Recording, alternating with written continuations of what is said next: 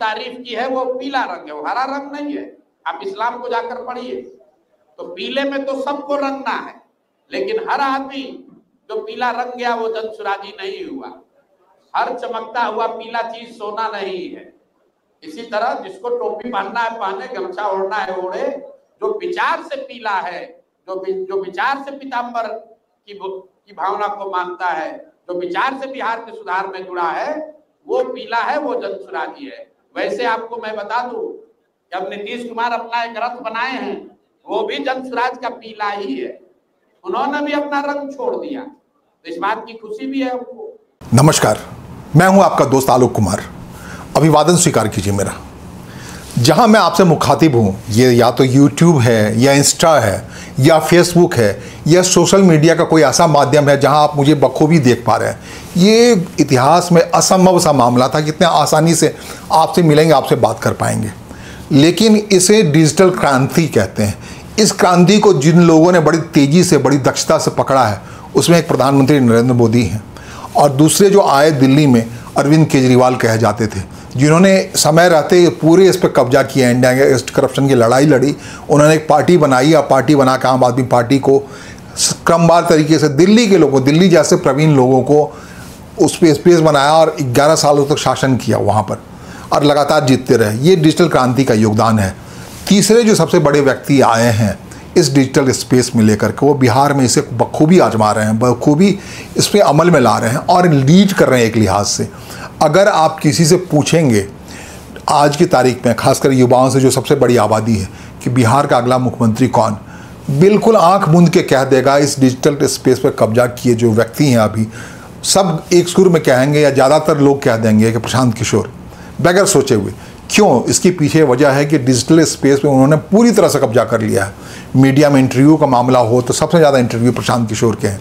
Media में छाने का मामला हो, सबसे ज़्यादा रैली कवर होने का मामला हो, इसमें प्रशांत किशोर हैं। और लगातार है, ऐसा कोई भी दिन नहीं जा रहा है, ऐसी घटना नहीं घट रही है जब से वो बिहार की राजनीति में एक्टिव हुए हैं। 2022 से आज 25 हो रहा है, 3 साल से वो एक्टिव हैं वहाँ पर। 2022 में पहली बार वो जन स्वराज बनाया है। फिर पिछले साल उन्होंने 2 साल वहाँ पदयात्राएं की। पदयात्रा में कितने लोग गए, नहीं गए, कितनी दूरी तय की, एक एक पल की खबर अगर कहीं आती रही इसी डिजिटल स्पेस के जरिए आम लोगों पे आती रही, आवाम पे आती रही। हर कोई के हाथ में आज मोबाइल है। इस डिजिटल क्रांति के दौर में हर कोई देखता रहा, गाँव के बूढ़ा सब कोई देखता रहा। प्रशांत किशोर एक पहचान बन गया। लोग कहते थे कि अपनी स्मृति में आप ले आएँ, अगर पहले सब लोगों के स्मृति में आ जाए तो उसको हराना बड़ा मुश्किल है। कहते हैं नरेंद्र मोदी का जो उभार पॉलिटिक्स में हो रहा था तो लोग पूछने जाते प्रधानमंत्री कौन है देश का, तो लोग इंदिरा गांधी कहते थे, क्योंकि एक अमिट छाप सी उन्होंने छोड़ रखी थी। उसको साफ करने प्रधानमंत्री नरेंद्र मोदी को काफ़ी समय लगा। अब कोई भी पूछ सकता है भारत का प्रधानमंत्री कौन है। हो सकता है आने वाले 10 सालों तक गाँव के लोग भी, अनपढ़ लोग भी, बिल्कुल जो अनएक्सपोज लोग हैं, वो हर कोई कहते हैं। लोग कहते हैं, हमारे एक पॉलिटिशियन मित्र हैं, कहते हैं कि सबसे बड़ा खतरा ये है कि बड़े आसानी से प्रधानमंत्री ने गांव के बिल्कुल नीचे तबके तक इस देश का प्रधानमंत्री का नाम पहुंचा दिया, अपना नाम पहुंचा दिया, अपनी छवि पहुंचा दिया। वो क्या, तो यही काम प्रशांत किशोर ने बिहार में जाके किया है। अपनी हर बात को, अपने रहने सहने ढंग को, सब कुछ को, उनको किसी बात से ये नहीं छिपाने की बात नहीं। एक दौर ऐसा है, किसी ने सलाह दी, बीपीएससी के आंदोलन का दौर था, किसी ने सलाह दी कि वैनिटी वॉक्स में आई, वहाँ सज धज के वापस आई, उसे भी इसी डिजिटल माध्यम ने एक्सपोज कर दिया। बाद में उनको खुलेआम कहना पड़ा कि हाँ ये हमने डिजिटल इसका इस्तेमाल किया, अपनी ज़रूरत के लिए इस्तेमाल किया। अभी एक शेखपुरा हाउस में रह रहे हैं, कुछ समय तक वो बात नहीं आया था, लेकिन डिजिटल स्पेस का है कि उनको स्वीकार करना पड़ा, हाँ मैं यहीं रह रहा हूँ। मैं सत्याग्रह आश्रम उन्होंने बनाया था बड़ा रिवर फ्रंट पे, गंगा के रिवर फ्रंट पे, वहाँ नहीं रह करके एक भव्य मकान में रह रहा हूँ। ये बात उनको कहीं से, अब कोई बात छिपी नहीं है। तो प्रशांत किशोर ने शनय ये सारी बातों को पब्लिक स्पेस में लाने के लिए, इस डिजिटल माध्यम पर लाने का जो एक प्रवीणता के साथ इस्तेमाल किया है, वो इस्तेमाल आपको चिराग पासवान नहीं कर पा रहे हैं। वो इस्तेमाल जो बिहार में प्रतिपक्ष के नेता हैं तेजस्वी यादव नहीं कर पा रहे हैं उनकी निपुणता से। सरकार में बैठे हुए नीतीश कुमार है, वो नहीं कर पा रहे हैं। जो कुछ हो सकता है अभी बिहार में, जो फिलहाल इसमें लीड कर रहे हैं, जो सबसे आगे दौड़ रहे हैं, काफ़ी आगे दौड़ रहे हैं कह सकते हैं, वो प्रशांत किशोर ने इस माध्यम को समझते हुए मनीष कश्यप जैसे जो यूट्यूबर को अपने साथ लिया। वो जानते हैं इसकी अहमियत क्या है। लोगों तो अगर कोई मैसेज पहुंचाना है, डिलीवरी करनी है, तो अकेला आज की तारीख में ये सबसे बड़ा माध्यम है। अखबार वगैरह बहुत पीछे छूट गया है। प्रचार माध्यम का क्या योगदान होता है ये दुनिया जानती है काफ़ी समय से। और प्रचार में सच या झूठ, सच को सच झूठ साबित किया जा सकता है और झूठ को सच बनाया जा सकता है, हर कोई जानते हैं। इसे प्रोपेगेंडा कहते हैं। तो प्रोपेगेंडा की बात नहीं, हम ये कहेंगे कि इस माध्यम को अपनाने में जो लोग देर कर रहे हैं, बिहार में भारतीय जनता पार्टी जो दिल्ली में बड़े हीरो है इस चीज़ की, दिल्ली में अरविंद केजरीवाल चले आए थे सरकार में भारतीय जनता पार्टी को पीछे छोड़ के इसी डिजिटल माध्यम के जरिए, इंडिया अगेंस्ट करप्शन के आंदोलन के जरिए, अन्ना हजारे को अनशन पर बिठा करके इसी डिजिटल स्पेस से एक स्पेस बनाते हुए उन्होंने पॉलिटिकल पार्टी बनाई आम आदमी पार्टी, और दिल्ली के लोगों में यहाँ कांग्रेस को परास्त किया। जो भारतीय जनता पार्टी मौका देख रही थी कि कांग्रेस वहाँ से हटेगी तो भारतीय जनता पार्टी आएगी, भारतीय जनता पार्टी को बिल्कुल मरहूम कर दिया। 28 साल के बाद भारतीय जनता पार्टी के पास सत्ता आई है दिल्ली की, दिल्ली राज्य की बात मैं कह रहा हूँ। वो यूँ आई है, उनको इसी डिजिटल स्पेस में अरविंद केजरीवाल को परास्त करना पड़ा, इसी डिजिटल स्पेस में आम आदमी पार्टी को डिस्क्रेडिट करना पड़ा। तो असली लड़ाई इसी से लड़ी जा रही है। प्रशांत किशोर जानते हैं इस बात को, और वो समय रहते हैं उन्होंने 2022 से इसे अपना लिया। जब वो आंदोलन जन स्वराज के नाम पे आए, यहाँ एक आंदोलन के नाम पे आए, एक अभियान चलाया उन्होंने, पद यात्राएँ की ऊपर से नीचे तक, हर पद यात्रा का हर मोमेंट को इस डिजिटल स्पेस से उन्होंने स्पेस जगह दिलाई, खास जगह दिलाई। उसका जब पॉलिटिकल पार्टी बनाई उन्होंने पिछले साल 2 अक्टूबर को, तब से चल करके ऐसा कोई मोमेंट नहीं है वो डिजिटल स्पेस को इग्नोर कर रहे हैं, बल्कि उन्होंने डिजिटल वाहिनी बना दी जो उनकी पार्टी है जन स्वराज्यों की। यंग नेताओं, यंग लड़कों को ला करके ट्रेंड करना शुरू कर दिया और ये इंश्योर किया कि जाओ इसी डिजिटल स्पेस से कमाओ खाओ। हर को 10,000, 7,000, 10,000 से 20,000 रुपये कमाने का एक रास्ता दे दिया।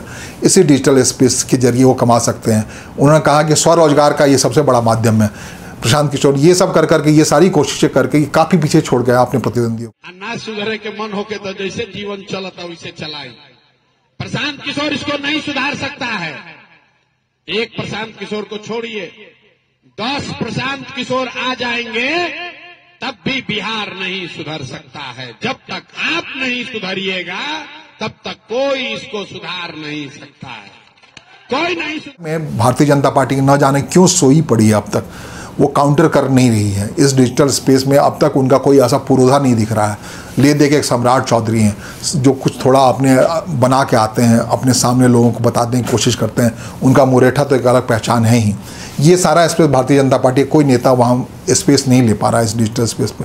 और उसके अलावा बहुत सारी बातें होती हैं। सिर्फ भारतीय जनता पार्टी वहाँ प्रधानमंत्री की रैलियों में दिखती हैं, लेकिन बाकी प्रधानमंत्री कितने बार आ सकते हैं? 6 बार आए हैं अभी, जब से चुनाव का समय आया है तब से। हर बार आ नहीं सकते। 6 बार अगर मान लें आप 6 बार एक हफ्ते के लिए वो स्पेस लेते हैं तो 6 हफ्ते ही स्पेस ले पाते हैं। लेकिन प्रधानमंत्री के काउंटर अगर करना चाहें तो कर सकते हैं, आप बाकी नेताओं को यहाँ खड़ा कर सकते हैं और कुछ कर सकते हैं, क्योंकि उनका ये करामात दिल्ली के लोगों ने देख रखा है। लेकिन बिहार में इस डिजिटल स्पेस को लेकर के भारतीय जनता पार्टी बिल्कुल सोई हुई, और इसका फ़ायदा प्रशांत किशोर दिन ब दिन लिए जा रहे हैं, काफ़ी आगे बढ़ चुके हैं। आपको बता दें बिहार ही वो राज्य है जिसके नाम दर्ज है कि ये दुनिया में सबसे बड़ा वाईफाई जोन मुफ्त दे रखा है। कहते हैं ये काम प्रशांत किशोर 2015 में नीतीश कुमार के साथ आके मिले थे। 2015 से पहले ही 2014 में नीतीश कुमार को किसी ने सलाह दी थी। 2011 में ही भारत में ये डिजिटल क्रांति का दौर आया था, तो नीतीश कुमार तब मुख्यमंत्री हुआ करते थे, उन्होंने किसी सलाह दी। तो 2014 में ही बिहार में जो सबसे महत्वपूर्ण दानापुर से लेकर अशोक राजपथ तक जो कॉलेजेस का इलाका है वहाँ मुफ्त वाईफाई जोन दिया गया। तो वहाँ तकरीबन लाखों की आबादी रहती है जो मुफ्त वाईफाई का इस्तेमाल करती है। इस 20 किलोमीटर के दायरे में पूरा इलाका मुफ्त वाईफाई जोन है। बिहार इस बात को बहुत पहले समझा था, लेकिन जो नीतीश कुमार की पार्टी है जेडीयू में सिर्फ एक नेता नीरज कुमार दिखते हैं इस डिजिटल स्पेस को ठीक से काउंटर करते हुए। जेडीयू भी उस हिसाब से नहीं दिखती वहाँ पावर में रहने के बावजूद। प्रतिपक्षी तेजस्वी यादव से उम्मीद थी कि इस स्पेस का ज़्यादा इस्तेमाल करेंगे, लेकिन उनके यहाँ भी कोई ऐसी डिजिटल वाहिनी नहीं बन पाई है जो लोगों तक अपनी बातों को कायदे से पहुँचा पाए। हाँ, कोशिश करते हैं वो, लेकिन थोड़ी सीमित है। जो प्रशांत किशोर के रेशियो की तुलना कर रहे हैं तो बहुत पीछे है। कांग्रेस के कहना ही क्या, कांग्रेस इस हिसाब से जो हो सकता था वो कर नहीं पाई। एक उनके पास कन्हैया कुमार जैसा शख्स था, वो चाहता हर दिन प्रेस ब्रीफिंग करता, उनकी पदयात्रा के बीच में ही रोक दिया गया। अच्छा कवरेज मिला था डिजिटल स्पेस में, वाक क्षमता शैली अच्छी है उनकी, लेकिन वो सब लगता है क्यों रोका गया पता नहीं। हाँ, राहुल गांधी आए हैं 5 बार जरूर, तो उन सब मौके पर बिहार में डिजिटल स्पेस में प्रमुखता मिली है कांग्रेस को, लेकिन जब तक वो वहाँ उनको महागठबंधन का हिस्सा रहना ये क्लियर है, उनका अगुवाई में वहाँ चुनाव होना नहीं। आखिरकार तेजस्वी यादव जो प्रतिपक्ष के नेता, उन्हें ही करना है। प्रतिपक्ष के नेता को काउंटर करते हुए उनके बड़े भाई ही दिखते हैं, उनको डिजिटल स्पेस में काफ़ी अहमियत मिल रही, कंट्रोवर्सी को जगह मिलता है यहाँ काफ़ी। तो तेज प्रताप ने काफ़ी जगह बनाई है वहाँ पर, जब से वो परिवार से अलग हुए हैं, जब से उनका वीडियो वायरल हुआ है, तस्वीरें वायरल हुई है डिजिटल स्पेस में। कंट्रोवर्सी यहाँ एक बहुत प्रमुख बात होती है। पप्पू यादव कई बार कहते हैं कंट्रोवर्शियल मूड उनका सिर्फ इसलिए रहता है कि इस डिजिटल स्पेस में उनको जगह मिलता रहे। पप्पू यादव है जो कि जो निर्दलीय हैं, जाहिर तौर पे वो नेतृत्वकर्ता नहीं बनेंगे। तो जो विपक्ष के लोग तो अपने आप में सन्नाटे में बसे पड़े हैं। अगर जेडीयू की बात करें, जो सत्ता पक्ष है, जिसके पास सरकार की ताकत है, डिजिटल स्पेस में उनकी वो अहमियत नहीं दिखती है जो अहमियत उन्हें अखबारों में दिखता है। सरकार का एक अपना तरीका होता है प्रचार माध्यमों को रखने का। तो पटना से निकलने वाले तमाम अफराद अखबारों में नीतीश कुमार तो छाए रखते हैं, लेकिन डिजिटल स्पेस में जो छाने का मामला है उसके लिए उनके अच्छे प्रवक्ता की ज़रूरत है। वो प्रवक्ता एक तरीके से गायब रखते हैं। और जहाँ तक प्रशांत किशोर की बात है, तो जो भी चैनल है, जहाँ भी है, जो भी मीडिया का माध्यम हो सकता है, उसमें सबसे ज़्यादा इंटरव्यू प्रशांत किशोर दे रहे हैं, एक बड़ी अहमियत से दे रहे हैं और प्रमुखता से दे रहे हैं। ये बात अभी हाल के दिनों मुझे लगता है मुकेश साहनी को किसी ने समझाई है, उनके पास पैसा भी है वीआईपी को। वो एन उस दिन छोड़ के आ गए पटना जिस दिन महागठबंधन की बैठक थी, और दिल्ली आकर के उन्होंने जितने प्रमुख टीवी चैनल सबको बारी बारी से इंटरव्यू दिया ताकि डिजिटल स्पेस में अपना एक आधार ग्रहण कर पाए। तो एक बड़ा महत्वपूर्ण है, ये पूरी बिहार की लड़ाई ही इस बार लड़ी जानी है इसी डिजिटल माध्यम से। यूट्यूब हो, फेसबुक हो, इंस्टाग्राम हो, बाकी तमाम जो डिजिटल माध्यम है, उन सब के जरिए ही बड़ी तेज़ी से लोगों तक अगर कोई रोप इन कर रहा है तो प्रशांत किशोर उसका नाम है। इसी आधार पे, इसी बिना मैं कह रहा हूँ, अगर बिहार में अगर वोटिंग हो जाए, इसी डिजिटल स्पेस पर हो जाए, तो सबसे ज़्यादा वोट पड़ने वाला है प्रशांत किशोर को। क्योंकि प्रशांत किशोर ही हैं जो उन्होंने पल पल की जानकारी, अपने विरोधी की जानकारी, अपनी जानकारी, अपने खिलाफ की जानकारी इस डिजिटल स्पेस को उपलब्ध कराया है और बिल्कुल पारदर्शी तरीके से बिहार के लोगों के बीच चले आए हैं। वो इंश्योर करते हैं कि उनकी तमाम रैलियों को बहुत अच्छा से कवरेज मिले।